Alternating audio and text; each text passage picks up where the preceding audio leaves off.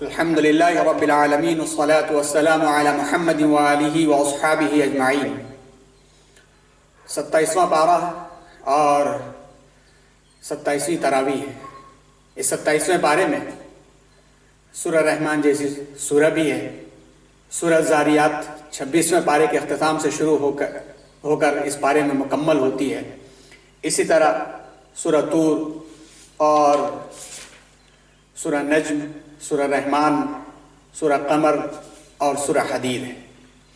یہ صورتیں سب اپنی اپنی نوعیت کے اعتبار سے چھوٹی چھوٹی آیتیں اس کے اندر ہیں، معنی بہت عظیم اور ضخیم معنوں سے بھری ہوئی ہیں، اور اس کے اندر توحید اور رسالت کو الگ الگ انداز سے سمجھایا گیا، نبیوں کی دعوت کو کہیں کہیں پیش کیا گیا، کہیں کہیں انسان کی حقیقتوں کو پیش کیا گیا۔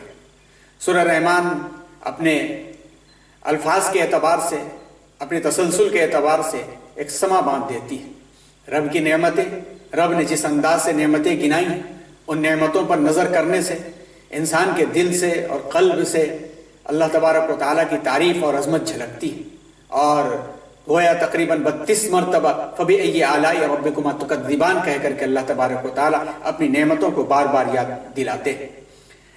27ویں پارے کا تذکرہ جب شروع ہوتا ہے تو سورہ زاریات سے اپنی بات کو ہم شروع کرتے ہیں۔ یہ بھی مکے میں نازل ہوئی تھی اور 60 آیتیں اس کے اندر ہیں۔ اس کے اندر شروع میں مختلف ہواؤں کا تذکرہ ہے کہ ہوائیں چلتی ہیں تو اس کی نوعیتیں مختلف ہوتی ہیں۔ وَالذَّارِيَاتِ ذَرْوًا، یہ اس ہوا کا تعریف ہے جو پولنز کو، جو ذروں کو لے کر کے چلتی ہے۔ فَالْحَامِلَاتِ وِقْرًا، یہ اس ہوا کی تعریف ہے جو بارش کے بھاری بھاری بادلوں کو لے کر کے چلتی ہے۔ فَالْجَارِيَاتِ يُسْرًا، یہ اس ہوا کا تذکرہ ہے جو ہلکی ہلکی آرام سے نرم مزاج ہوا باد نسیم کی طرح سے چلتی ہے۔ فَالْمُقَسِّمَاتِ أَمْرًا، یہ اس ہوا کا تذکرہ ہے جن ہواؤں کے سبب اللہ تبارک و تعالیٰ کے حکم سے بارش ہوتی ہے۔ یہ تذکرہ کرتے ہوئے اللہ تبارک و تعالیٰ آخرت کے دن اور جو پیش آنے والی چیزیں اس کا تذکرہ کرتے ہیں، اور وَالسَّمَاءِ ذَاتِ الْحُبُكِ کر کے یہ اشارہ فرماتے ہیں کہ فضاؤں میں بھی راستے ہیں، آسمانوں میں بھی راستے ہیں، مختلف قسم کے اللہ تبارک و تعالیٰ نے بنائے ہیں، کھوجنے والے، تلاش کرنے والے تلاش رہے ہیں اور ان سے استفادہ کر رہے ہیں۔ اسی سورہ کے اندر متقین کی تعریف بیان کی گئی ہے کہ متقین کون کون ہیں اور متقین کو کس انداز سے اللہ تبارک و تعالیٰ نے یہاں پر انعامات دیے ہیں، اور متقین کا تذکرہ کیا کیا ہے کہ وہ فی جنات وعیون، کہ وہ باغوں میں اور چشموں میں وہ عیش کر رہے ہوں گے۔ ان کی خصوصیت یہ ہوتی ہے کہ وہ دنیا میں بھی اللہ کی عبادت اس طرح کرتے تھے جیسا کہ اللہ کو وہ دیکھ رہے ہیں، اور اتنا تو یقین ہوتا تھا کہ وہ نہیں دیکھ سکتے، اللہ انہیں دیکھ رہا ہے۔ وہ احسان کے ساتھ زندگی گزارا کرتے تھے، قیام لیل میں زندگی وہ گزارا کرتے تھے، راتوں میں کم سوتے تھے، رب کی یاد میں وقت گزارتے تھے، اور صبح جب ہوتی تھی تو استغفار کے ساتھ اپنے صبح کا آغاز کرتے تھے، اور اپنے مال میں سائل اور محروم کے لیے حق تصور کرتے تھے، گویا پورا کا پورا مال اپنے آپ بھر کے نہیں رکھ لیتے تھے، صدقات، زکوٰۃ اور خیرات کے ذریعے سے نیک کاموں میں وہ خرچ کیا کرتے تھے۔ یہ خصوصیات بیان کرتے ہوئے اللہ تبارک و تعالیٰ نے آگے مزید 2-3 اشارے یہ کیے کہ وہ فی الارض آیات للموقنین، کہ یقین رکھنے والوں کے لیے زمین کے اندر نشانیاں ہی نشانیاں ہیں، اور فی انفسکم افلا تبصرون کہہ کر کے ایک اور حقیقت کی طرف کر دیا کہ تمہارے اندر بھی نشانیاں ہیں۔ اور یقیناً جس میں انسانی اللہ کا اتنا عظیم الشان معجزہ ہے کہ انسان اس کو اتنا آسانی سے سمجھ نہیں سکتا۔ کتنے آرگنس بنائے ہیں اللہ تبارک و تعالیٰ نے، کتنا آرگن سسٹمز اللہ نے بنائے ہیں۔ کوئی نظام تنفس اپنی جگہ ایک پورا نظام ہے، نظام ہاضمہ اپنی جگہ پر ایک نظام ہے، ایک نرو سسٹم کا نظام اپنی جگہ پر ایک نظام ہے، ہیموگلوبین کا نظام ایک جگہ اپنی جگہ پر نظام ہے، کڈنیز کا نظام، آرٹریز کا نظام، ہر ایک نظام ہے جس کی باریکیوں کی تہوں کے اندر انسان جائے تو سمندر کھلتے چلے جاتے ہیں۔ افلا تبصرون، کیوں نہیں غور کرتے؟ غور کرو، اللہ کی عظمتوں کو دوبالا کرو کہ کس طرح سے ایک باریک سا سیل جس کو کھلی آنکھوں سے نہیں دیکھا جا سکتے، اس کے اندر کتنے عظیم شان عضلات کام کر رہے ہیں۔ کہیں کروماٹین مٹیریل اپنا کام کر رہا ہے، کہیں گولگی باڈی اپنا کام کر رہا ہے، کہیں جو ہے وہاں پر رائبوزومز کام کر رہے ہیں، کہیں لائسوزومز کام کر رہے ہیں، کہیں نیوکلیس کے اندر ڈی این اے کام کر رہا ہے۔ کیا کیا چیزیں اللہ تبارک و تعالیٰ نے بنائی ہے۔ فلا تبصرون، کیوں نہیں دیکھتے، کیوں نہیں غور کرتے؟ ان بصیرتوں کی طرف اللہ تبارک و تعالیٰ نے رہنمائی دیتے ہوئے انبیاء کی دعوت کا تذکرہ بلیغ انداز میں چھوٹی چھوٹی آیتوں میں کیا ہے. اور پھر آخر میں یہ سورہ جب مکمل ہوتی ہے آیت نمبر 47 سے لے کر کے آیت نمبر 50 کے درمیان میں اللہ تعالیٰ نے ایک بڑی اہم حقیقت کی طرف اشارہ کیا ہے، اور وہ یہ ہے کہ وَالسَّمَاءَ بَنَيْنَاهَا بِأَيْدٍ وَإِنَّا لَمُوسِعُونَ. یہ وسعت، یہ خلا کی وسعت، یہ آسمان ہم نے اپنی قبضہ قدرت سے بنایا ہے اور ہم ہی اس کو وسعت دینے والے ہیں. وَالْأَرْضَ فَرَشْنَاهَا فَنِعْمَ الْمَاهِدُونَ. اور زمین کو ہم نے ہی بچھایا ہے اور سب سے بہتر ہم بچھانے والے ہیں. اور وَمِن كُلِّ شَيْءٍ خَلَقْنَا زَوْجَيْنِ لَعَلَّكُمْ تَذَكَّرُونَ. ہر ایک چیز کو جوڑے میں پیدا کیا، ہر ایک چیز کا جوڑا بنایا ہے. ایک بہترین حقیقت کی طرف اشارہ ہے. لَعَلَّكُمْ تَذَكَّرُونَ. ارے اب بھی تو ذکر کر، تذکرہ کریں، اب بھی تو یاد کریں. فَفِرُّوا إِلَى اللَّهِ. کامیابی اسی ہے کہ دوڑو اپنے رب کی طرف، دوڑو اپنے رب کی طرف. صدیوں کا سناٹا ٹوٹے، دوڑو اپنے رب کی طرف. انی لکم منہ نذیر مبین. نبی فرما رہے ہیں، نبی کی زبان سے اللہ تعالیٰ کہنے نبی کا کام کیا ہے کہ کھل کر کے ڈرانے والا. ولا تجعلوا مع اللہ الہا. آخر اللہ کو چھوڑ کر کے کسی اور کو آپ معبود مت بناؤ.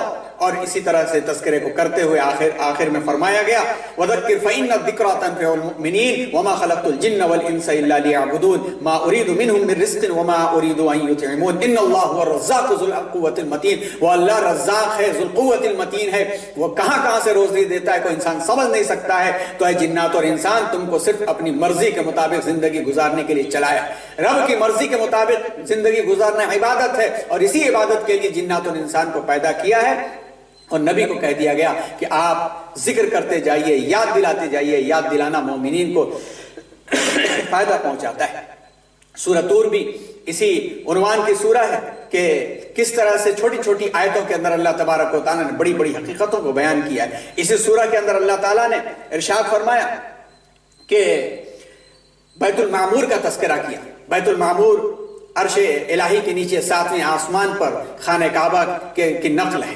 وہاں پر روزانہ ہر وقت 70,000 فرشتے طواف کرتے رہتے ہیں، اور ایک مرتبہ ایک فرشتے کی باری آگئی تو دوبارہ پلٹ کر کے نہیں آتی. یہ وہی مقام ہے جہاں پر نبی کریم صلی اللہ علیہ وسلم نے معراج میں حضرت ابراہیم علیہ السلام کو ٹیک لگا کر بیٹھے ہوئے دیکھا تھا. چونکہ حضرت ابراہیم علیہ السلام کعبے کے معمار دنیا کے اندر ہیں، اس لیے وہاں پر ان کو مقام اللہ تعالیٰ نے عطا فرمایا تھا. اور یہاں پر سقف المرفوع کا تذکرہ ہے کہ اللہ نے آسمان کو اور فضا کو ایسا بلند کیا کہ انسان کے لیے بہت کچھ اس کے اندر ہے.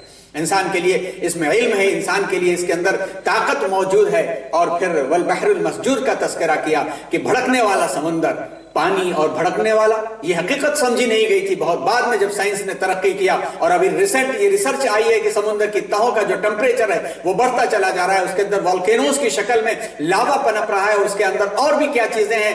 بعض روایتوں سے ثابت ہوتا ہے کہ وہ جہنم کا دہانہ ہے، جہنم کی مثل ہے. اور کئی جگہ پر فرمایا بھی گیا ہے کہ سمندر بھڑک جائے گا. اور ظاہر سی بات ہے کہ کاربن اور آکسیجن کا یہ ملاپ یہ اللہ کے حکم سے پانی بناتا ہے، ورنہ ایک جلنے والی گیس، ایک جلانے والی گیس وہ یوں ہی بھڑک جائے گا. یہ بہترین سائنس کی طرف ایک حقیقت کی طرف اشارہ کیا گیا ہے.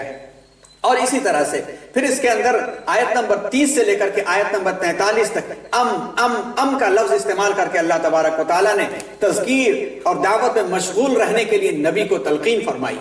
آیت نمبر 29 میں فرمایا گیا کہ آپ نصیحت کرتے رہیں. آپ اپنے رب کے فضل سے نہ تو آپ کاہن ہیں، نہ جادوگر ہیں، نہ حالت جنون میں ہیں. کیا یہ منکر کہتے ہیں کہ یہ شاعر ہیں؟ کیا یہ موت کے حادثے کے منتظر ہیں؟ کیا انہیں بغیر کسی چیز کے پیدا کیا گیا یا خود یہ پیدا ہو گئے ہیں؟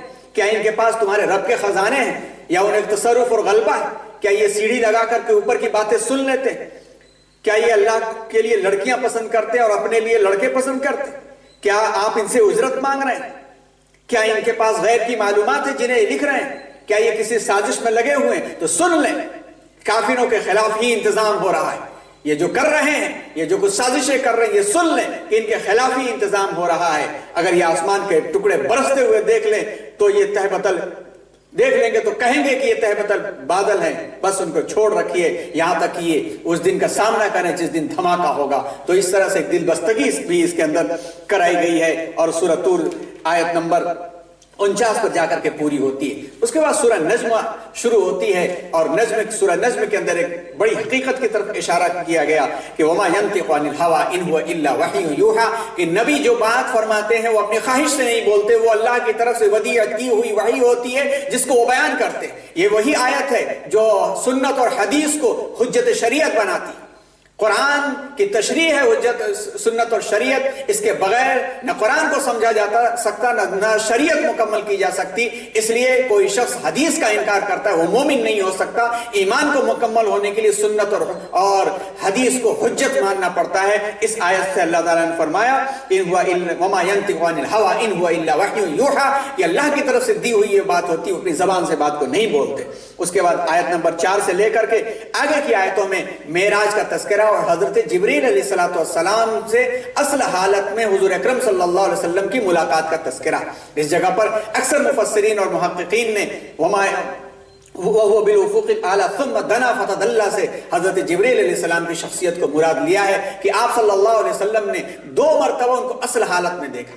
ایک تو فترہ ہے وحی، یعنی جب اقرا کی وحی نازل ہوئی اور اس کے درمیان میں جو غیب ہوا اس وقت میں، اور دوسرے سدرۃ المنتہا کا جب درخت کے قریب آپ صلی اللہ علیہ وسلم پہنچے تو وہاں پر آپ صلی اللہ علیہ وسلم نے جنت المأوا کے پاس آپ صلی اللہ علیہ وسلم نے حضرت جبریل علیہ السلام کا اصل حالت میں مشاہدہ فرمایا۔ اس کا تذکرہ اللہ تعالیٰ نے بڑی وضاحت کے ساتھ یہاں پر بیان فرمایا ہے۔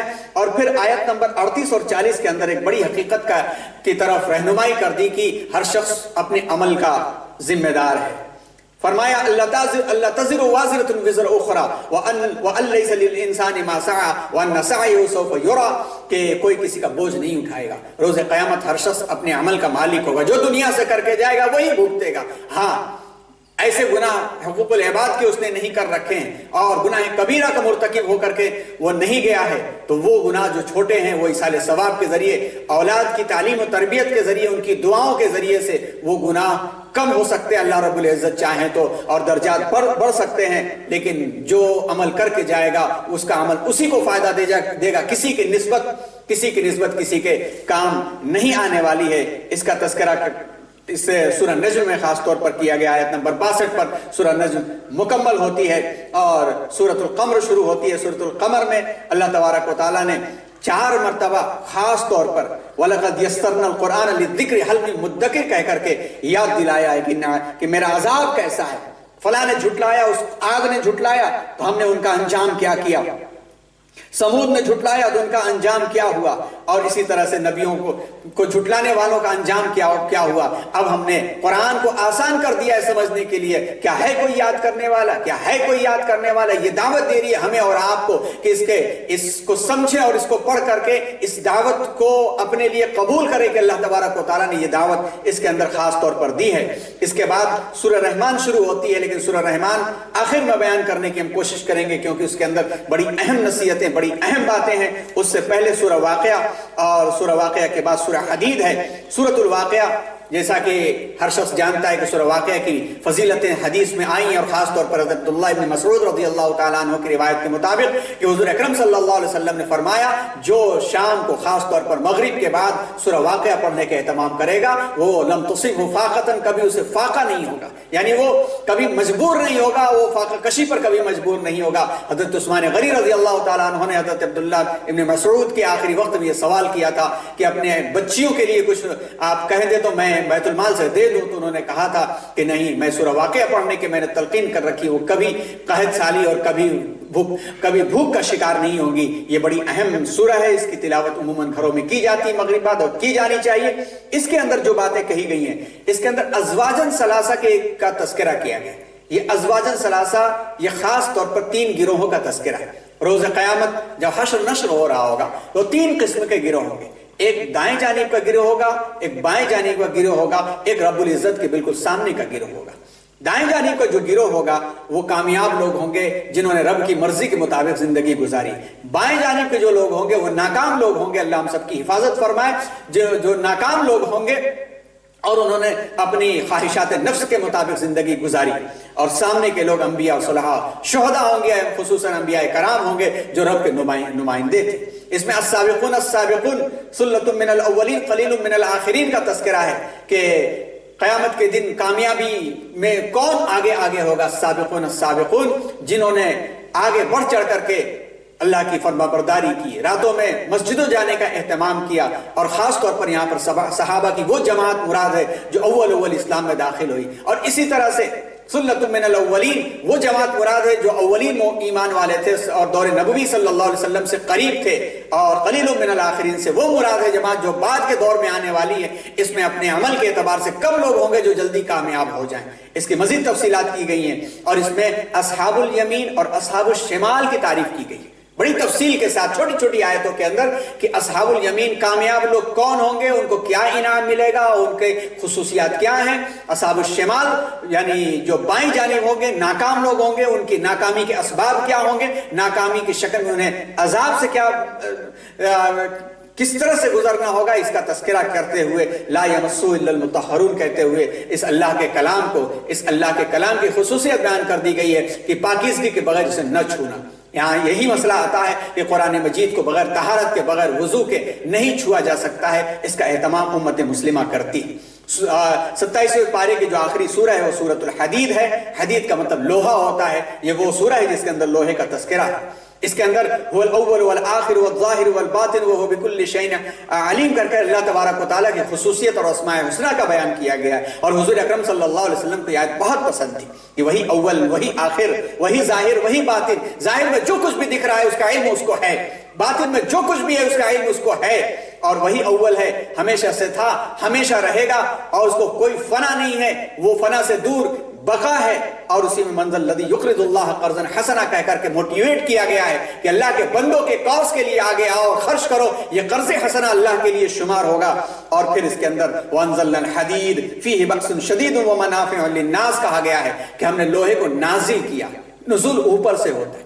اس کی اہمیت کے تعلق سے مفسرین نے لکھا ہے کہ جس طرح سے اللہ تعالیٰ نے خاص طور پر جس چیز کا تذکرہ کرنا چاہا اس کے لیے نازل ہونے کا لفظ استعمال کیا ہے کہ ہم نے خصوصی طور پر اسے بھیجا ہے اور اس کو دنیا میں رکھا ہے۔ جس طرح سے بعض جانوروں کا تذکرہ اللہ تعالیٰ نے کیا تو یہاں پر خصوصی طور پر پیدا کرنے کے معنی میں مفسرین نے لیا ہے۔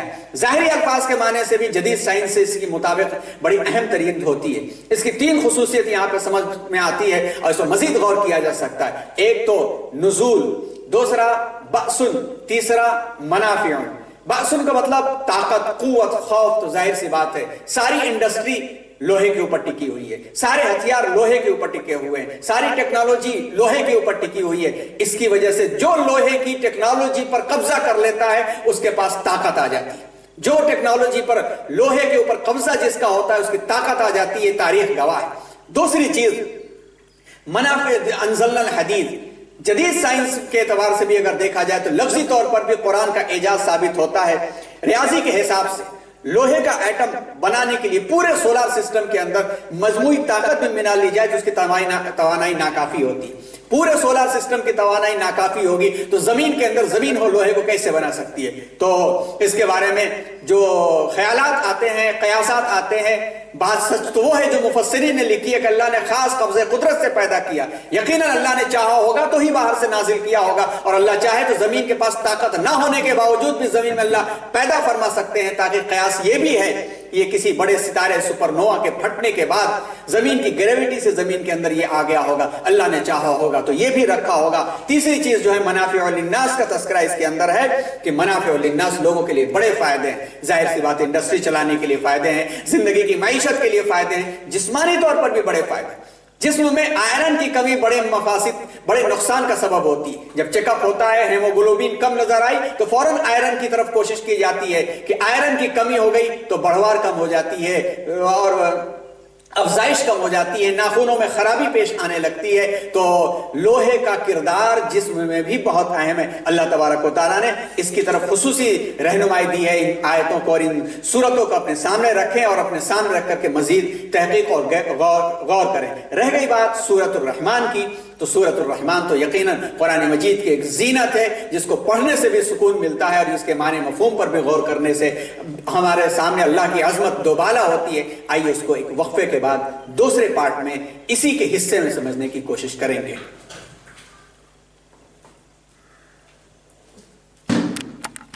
اعوذ باللہ من الشیطان الرجیم بسم اللہ الرحمن الرحیم الرحمن علم القرآن خلق الانسان علمہ البیان الشمس والقمر بحسبان والنجم والشجر يسجدان صدق اللہ العظیم۔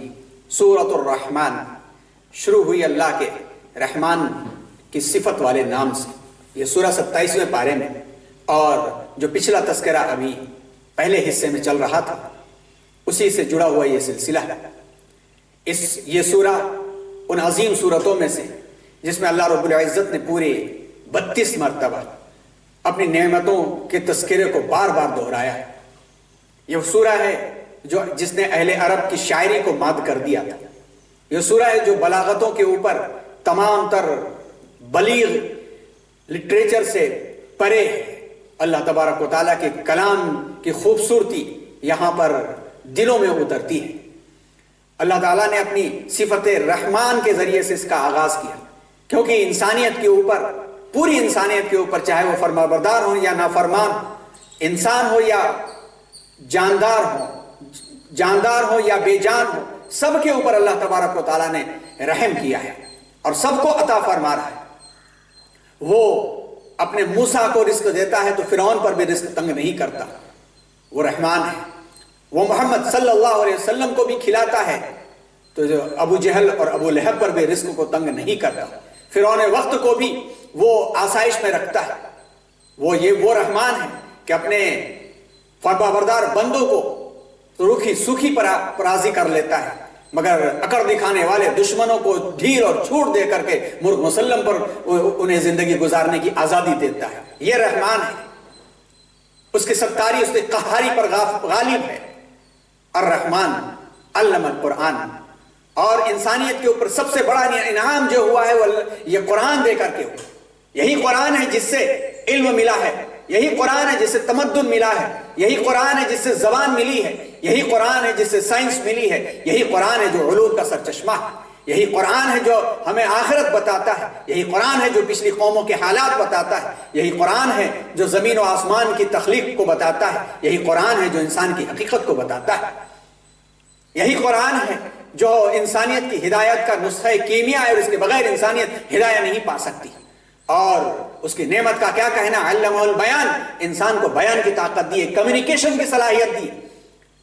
کمیونیکیشن میں انسان نے جو ترقیات کی ہیں وہ ترقیات جانور نہیں کر سکتے۔ اس کا کمیونیکیشن اس زبان سے ہے، اس کا کمیونیکیشن طرح طرح کی ٹیکنالوجی کے ذریعے سے ہے، اور اس نے اس کمیونیکیشن کی صلاحیت دی ہے، اور اس کے خصوصیات یہاں پر بار بار انعامات کو بیان کیا گیا ہے۔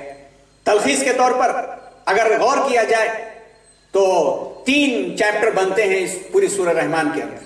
پہلا چیپٹر، پہلا باب تو وہ بنتا ہے جس میں اللہ تعالیٰ نے اپنے انعامات کا تذکرہ کیا۔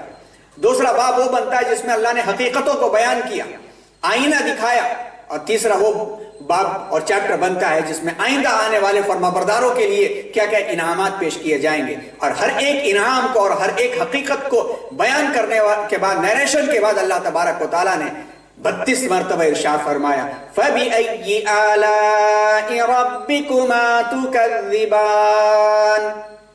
جنات اور انسان دونوں کو مخاطب کیا گیا کہ اے جناتوں اور انسانوں، اپنی نعمت، اپنے رب کی کن کن نعمتوں کو، کن کن قدرتوں کو، کن کن نشانیوں کو جھٹلاؤ گے۔ آلاء نشانیوں کو کہتے ہیں، قدرتوں کو کہتے ہیں، اور جتنی بھی اللہ کی نشانیاں، جتنی بھی قدرتیں ہیں جن کو انسان سمجھتا ہے، دیکھتا ہے، جن سے انسان گزر رہا ہے، وہ اللہ کی نعمتیں ان کے اوپر ہیں۔ سب سے پہلے اللہ تعالیٰ نے علم قرآن کو نعمت قرار دیا۔ نمبر 2، تخلیق انسان ایک ایسی عظیم نعمت ہے، اور احسن تقویم اس کو قرار دیا گیا۔ احسن تقویم کہ جس طرح سے اس کا ڈھانچہ اور اس کا سانچہ بنایا گیا، یہ اپنے آپ میں ایک بڑی نعمت ہے۔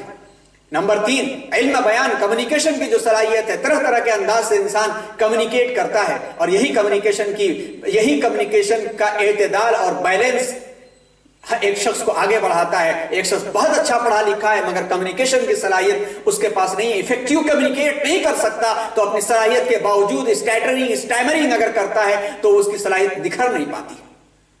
اللہ تبارک و تعالیٰ نے چوتھا انعام بیان فرمایا، چاند اور سورج کو ایک حساب سے ہم نے بنایا۔ زمین کی گردشوں سے یہ چاند اور سورج کا آنا اور جانا جو دکھتا ہے، اس سے موسم تبدیل ہوتے ہیں، اس سے وقت تبدیل ہوتے ہیں، اور انسان اسی کے ذریعے سے اپنی عمریں تبدیل کرتا ہے، اور اسی کے ذریعے سے دنیا کے سارے کاز اور کام چلتے ہیں۔ نمبر 5، بیل اور بوٹے درخت سب سجدے کر رہے ہیں۔ اس نعمت کو بیان کر دیا کہ اگر فرمانبردار نہ ہوتے، سجدے کا مطلب فرمانبرداری بھی ہوتا ہے، اگر یہ فرمانبردار نہ ہوتے، نافرمان ہو جاتے، تو جب جی چاہا ہوا چل گئی، جب جی چاہا ڈال ٹوٹ گئی، ایسا نہیں ہوتا۔ جب جی چاہا فوٹو سینتھسس ہوا، جب جی چاہا نہیں ہوا، ایسا نہیں ہو سکتا۔ رب نے جس انداز سے کہا ہے اس فرمانبرداری کے ساتھ، چاہے وہ چھوٹی بیل ہو، بغیر تنے والی یا تنے دار درخت ہوں، سب اللہ کو سجدے کرتے ہیں۔ نمبر 6، آسمان کو بلند کیا، آسمان سروں کے اوپر ہوتا تو انسان گھٹ کر کے جی رہا ہوتا۔ نمبر 7، میزان قائم کر دی زمین کے اندر، ایک چیز کو ایک وزن کے ساتھ رکھ دیا اور کہہ دیا کہ اس کو چھیڑ چھاڑ مت کرنا۔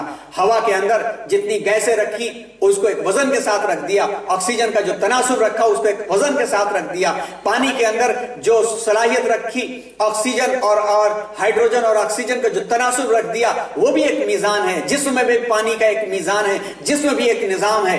اللہ تطغوا فی المیزان واقیموا الوزن بالقسط ولا تخسروا المیزان، کہ اس میزان کو توڑنا مت، اور انسان اس کو توڑنے کے در پہ ہوا، اور در پہ انسان جب بیلنس خراب کرتا ہے تو خود بھگتتا ہے، انسان اس کو اچھی طرح جانتا ہے۔ نمبر 8، زمین کو بچھا دیا، یہ زمین ایسی مسطح بنا دی گئی جہاں مسطح نہیں، مسطح ہونے کے لائق بنا دی گئی، یہ بھی اللہ کا انعام ہے۔ اور اس کے اندر کورڈ میوے بھی رکھے، غلاف والے میوے رکھے، چھلکا چھیلو، اندر سے فریش کھاؤ، کیلا کھاؤ، آم کھاؤ اور کھجور کھاؤ۔ پھر اس کے بعد 10ویں نعمت کو بیان فرمایا اللہ نے، بھوسے والی اور خوشبو والی غذاؤں کو اللہ نے رکھا۔ بھوسے والی غذا، آج فائبر والی غذاؤں کی اہمیت کیا ہے کہ پہلے 20-25 سال پہلے گیہوں کو چھان کر کے اس کا چوکر پھینک دیا جاتا تھا، مگر آج اس کی چوکر کو اور اس کے بھوس کو کھانے کے لیے کہا جاتا ہے کہ جسم میں فائبر ہوگا تو نظام ہاضمہ اچھا چلے گا۔ نمبر 11، انسان کی تخلیق مٹی سے اور جنات کو آگ کے شعلے سے بنایا گیا۔ انسان تخلیقی عناصر کے اندر مٹی کے عناصر، انسان کے عناصر جو چاپس کہے جاتے ہیں، کاربن اور ہائیڈروجن، آکسیجن، نائٹروجن، فاسفورس اور سلفر، یہ تمام کے تمام عناصر اس کے مٹی سے نکل کر کے آتے ہیں، اور جنات کو شعلوں سے بنایا گیا ہے۔ اسی لیے ان کے حشر کے بارے میں جہنم کے بھی 2 حصے ہیں۔ انسان کو، نافرمان انسان کو شعلوں سے داغا جائے گا، اور شعلے سے پیدا کی ہوئی مخلوق کو جہنم کا دوسرا حصہ جو ہے ٹھنڈک والا عذاب دیا جائے گا، کیونکہ سخت ٹھنڈک بھی ایک عذاب ہوا کرتی ہے۔ 12ویں خصوصیت اللہ نے بیان کی، انعام کی، رب المشرقین و رب المغربین، کہ دونوں مشرق اور دونوں مغرب کا وہ رب ہے۔ ٹھنڈک میں سورج کہیں اور سے نکلتا دکھتا ہے، گرمی میں سورج کہیں اور سے نکلتا دکھتا ہے، کہیں اور ڈوبتا دکھتا ہے، اور ایک جگہ رب المشارق والمغارب بھی کہہ دیا، کیونکہ چینج ہوتی رہتی ہے زمین کی گردش ایکسس پر، جیسے جیسے چینج ہوتی ہے سورج کا نکلنا اور سورج کا ڈوبنا تبدیل ہوتا رہتا ہے۔ پھر نمبر 13، انعام کا تذکرہ کیا، بڑا اہم کیا کہ مرج البحرین یلتقیان بینہما برزخ لا یبغیان۔ دنیا کے اندر کئی ایسے مقامات ہیں جہاں پر 2 دریا ملتے ہیں، مگر دونوں دریا آپس میں پانی ہے مگر اس کے علاوہ مکس نہیں ہوتے، پتہ چل جاتا ہے۔ خاص طور پر کیپ ٹاؤن کے آس پاس جایا جائے، وہاں پر جو سمندر کا حصہ ملتا ہے کافی دور تک صاف سمجھ میں آ جاتا ہے کہ 2 قسم کے دریا ہیں۔ کہیں کہیں تو اوپر پانی کھارا، نیچے پانی میٹھا، اوپر پانی میٹھا، نیچے کھارا، اور دونوں کی خصوصیات الگ الگ اللہ نے بیان کی ہیں۔ یہ قرآن کا اعجاز ہے۔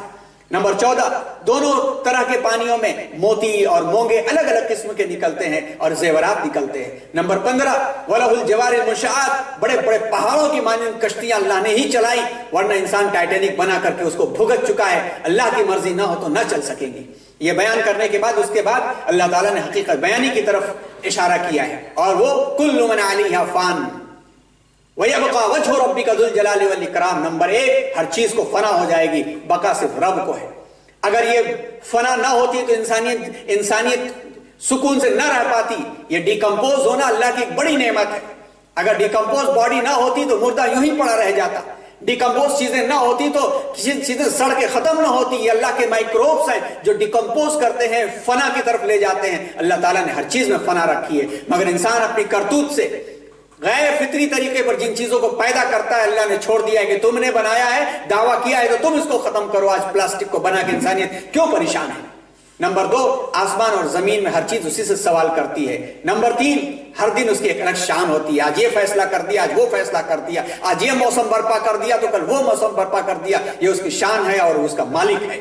نمبر 4 ثقلان، جن اور انسان جو زمین اور آسمان میں بوجھ ہو اور ایک طاقت ہو، خالی کر دیے جاؤ گے، ختم کر دیے جاؤ گے ایک دن، یہ حقیقت ہے۔ نمبر 5 بسلطان، کہ آسمان اور زمین کے قطر کو اور آسمان اور زمین کو خاص طور پر فرمایا یا معاشر الجن والانس ان استطعتم ان تنفذوا من اقطار السماوات والارض فانفذوا لا تنفذون الا بسلطان، ہے جنات اور انسان یہ آسمان اور زمین کے قطر کو پھاڑ کے نکلنا چاہو تو نہیں نکل سکتے الا یہ کہ زبردست طاقت کے ذریعے سے۔ اللہ کی قدرت ہر جگہ ملے گی، اس کے بارے میں مفسرین نے لکھا ہے کہ آسمان کی قدرت تک تو پہنچنا ناممکن ہی ہے اب تک، جب تک کہ اللہ نہ چاہے۔ زمین کے بھی قدرت سے نکلنا ہو تو اس کے لیے ایک طاقت درکار ہوتی ہے۔ 8 سے لے کے 10 کلومیٹر پر سیکنڈ کی رفتار سے طاقت اگر راکٹ کو بھی فراہم نہ کی جائے تو زمین کی بھی گریویٹی کو کراس کر کے وہ باہر نہیں نکل سکتی۔ بلیک ہول کی گریویٹی کو تو آج تک لائٹ ایئر کی بھی طاقت کراس کرنے سے قاصر رہی ہے، اس کے اوپر کا معاملہ تو اللہ عالم، اللہ ہی جانتا ہے کہ کتنی کشش اللہ تبارک و تعالیٰ نے رکھی ہے۔ نمبر 6 آگ کے شعلے اور پگھلا ہوا تانبا چھوڑا جائے گا۔ حالات جب قیامت کے برپا ہوں گے، دنیاوی اعتبار سے بھی اگر والکینوز چھوڑ دیا جاتا ہے تو جیسے لگتا ہے کہ آگ کا شعلہ اور پگھلا ہوا تانبا چلتا چلا آ رہا ہے، اور وہی جب جم جاتا ہے تو ٹھوس بن جایا کرتا ہے۔ اور نمبر 7 آسمان پھٹ پڑے گا، لال چمڑے کی مانند ہوگا قیامت کا دن جب آئے گا، اور جسے لگے گا کہ سرخ غصے کی عالم میں ہے۔ اور نمبر 8 مجرموں سے پوچھنے کی ضرورت نہیں پیش آئے گی، پوچھا نہیں جائے گا، اسے ضرورت ہی نہیں رہے گی۔ کیوں؟ نمبر 9 مجرموں کو ان کی علامتوں سے پکڑا جائے گا۔ یعرف المجرمون بسیماہم فیؤخذ بالنواصی والاقدام، کہ ان کے اپنی کرتوت اور ان کی علامتوں سے انہیں پکڑ لیا جائے گا۔ پھر کہا جائے گا ہذہ جہنم التی کنتم توعدون، کہ یہ وہ جہنم ہے کہ جس کے بارے میں تم سے وعدہ کیا گیا تھا، قرآن میں الگ مقام پر الگ انداز سے بیان کیا۔ یہاں سورہ رحمان میں اللہ تعالیٰ نے بیان فرمایا ہذہ جہنم التی یکذب بها المجرمون، کہ یہی مجرم اس کا انکار کیا کرتے تھے، چکھو مزہ اس کا۔ یہ 10 حقیقتوں کی طرف اشارہ کر کے اللہ نے آخر کے رکوع میں وَلِمَنْ خَافَ مَقَامَ رَبِّهِ جنتان سے ایک الگ پہلو اختیار کیا، یعنی ملے گا۔ مومنین صادقین جو رب کے سامنے حاضر ہونے سے ڈرتے تھے، اچھے عمل کرتے تھے، ان کے لیے کہا گیا کہ وَلِمَنْ خَافَ مَقَامَ رَبِّهِ جنتان، 2 جنتیں ملیں گی جس میں شاخ در شاخ درخت ہوں گے، ذواتا افنان، شاخ در شاخ درخت ہوں گے، یعنی 10 انگلیاں گھی میں ہوں گی۔ اور نمبر 2 بیان کیا گیا دونوں جنتوں میں 2 چشمے جاری ہوں گے۔ نمبر 3 بیان کیا گیا ہر پھل کی قسم 2 طرح کے قسم کے پھل ہوں گے۔ نمبر 4 ایسے فرشوں سے وہ ٹیک لگائے ہوئے آرام کر رہے ہوں گے جو اطلس اور دیباج اور بہترین قسم کے ہوں گے، اور پھل ہیں جھکے چلے آ رہے ہوں گے۔ نمبر 5 شرمیلی نگاہوں والی بیویاں ہوں گی جن کو کبھی کسی نے چھوا نہ ہوگا۔ نمبر 6 حسن میں یاقوت اور ہیرے موتی کی چمک کی مانند وہ ہوں گی، یہ احسان کے بدلے میں اللہ کا احسان ہوگا۔ نمبر 7 ان کے یہ جنتوں کے علاوہ بھی 2 باغ ان کو ملیں گے، 2 باغ اور ملیں گے۔ نمبر 8 دونوں باغوں میں چشمے فوارے کی طرح سے ابل رہے ہوں گے، اچھل رہے ہوں گے۔ نمبر 9 ان میں پھل، میوے، کھجور اور انار کے درخت ہوں گے۔ نمبر 10 ان میں پیکر حسن و جمال والی پریاں ہوں گی جو جنت کے خیموں میں ان کا انتظار کر رہی ہوں گی، جن کو کبھی کسی نے نہ چھوا ہوگا۔ اور نمبر 11 عالی جگہوں پر اور عمدہ قالینوں پر، سبز قالینوں پر جنتی ٹیک لگائے ہوئے پھریں گے اور آرام کریں گے، ٹہلیں گے، رہیں گے۔ فَبِأَيِّ آلَاءِ رَبِّكُمَا تُكَذِّبَانِ، یہ سب کچھ ملنے والا ہے تو دنیا میں زندگی سے ڈرنے کی ضرورت کیا ہے؟ ان مصیبتوں پر واویلا مچانے کی ضرورت کیا ہے؟ صبر اور شکر کے ساتھ رب کی فرمانبرداری کے نتیجے میں جب اتنا مل رہا ہے اور مجرم بھاگے پھریں گے، بھاگ نہیں سکیں گے، تو پھر فَبِأَيِّ آلَاءِ رَبِّكُمَا تُكَذِّبَانِ، اپنے رب کی کون سی نعمتوں کو جھٹلاؤ گے؟ آخر میں سورہ رحمان ختم ہوتی ہے تبارک اسم ربک ذی الجلال والاکرام، بابرکت ہے آپ کے رب کا نام، بابرکت ہے آپ کے رب کا نام جو عظمتوں کا ہے اور عزتوں کا مالک ہے، بابرکت ہے آپ کے رب کا نام جو عظمتوں اور عزتوں کا مالک ہے، بابرکت ہے آپ کے رب کا نام، ہم سب کے رب کا نام، ساری دنیا کے رب کا نام جو وراء الورا ہے، وراء الورا ہے، وراء الورا ہے، اول بھی ہے، آخر بھی ہے، ظاہر بھی ہے، باطن بھی ہے، جو نعمتیں دے رکھی ہیں اللہ تعالیٰ ان نعمتوں کی قدر کرنے کی توفیق عطا فرمائے اور ان نعمتوں سے ہم سب کو مستفید ہونے کی توفیق عطا فرمائے اور نافرمانیوں سے بچنے کی توفیق عطا فرمائے۔ سبحان اللہ بحمدہ، سبحان اللہ العظیم۔